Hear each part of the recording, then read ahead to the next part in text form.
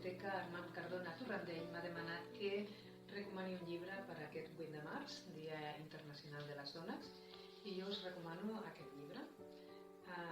que es diu Girl, Woman, Other, però està traduït al castellà com Niña, Mujer, Otras. És un llibre molt interessant que reflexa en una novel·la la realitat de moltes dones negres al Regne Unit, de diverses generacions, i és un llibre que expressa la repressió, la duresa del passat, la lluita feminista,